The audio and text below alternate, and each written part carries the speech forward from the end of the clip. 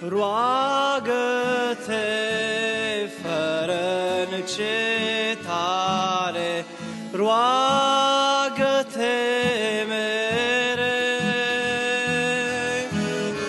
Stai și așteaptă cu răbdare să-ți vorbească Dumnezeu. Rugăciunea cu credință îți aduce biruință când te rogi cu stăruință. Rugăciunea-i ascultată când cu post e încoronată și cu lacrimi e udată.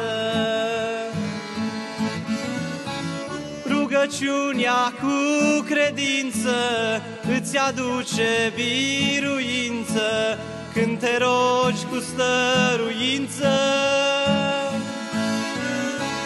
Rugăciunea-i ascultată când cu post e încoronată și cu lacrimi e udată.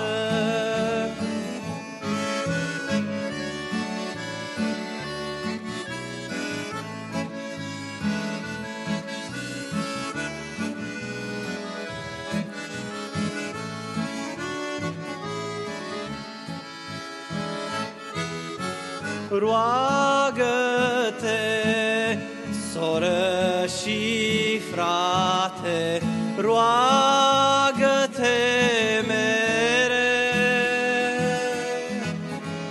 căci acel ce totul poate, e unul singur Dumnezeu.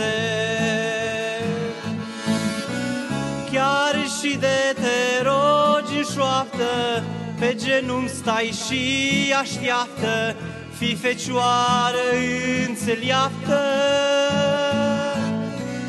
Chiar dacă mai zăbovește, și-a promis El împlinește, Domnul nu te părăsește.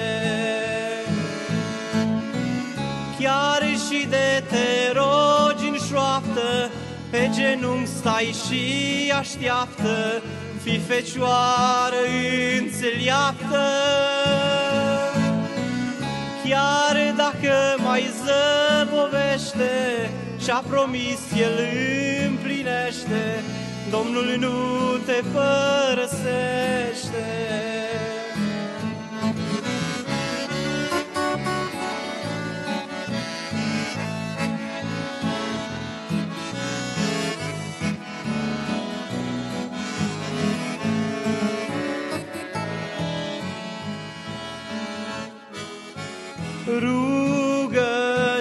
Rugăciunea este cheia ce deschide cerul sfânt. Este un loc pentru aceia ce trăiesc după cuvânt. Rugăciunea-i mulțumire, rugăciunea e iubire, rugăciunea e jertfire. Rugăciunea-i umilință, dragoste, recunoștință, rugăciunea-i pocăință. Rugăciunea-i mulțumire, rugăciunea e iubire, rugăciunea e jertfire.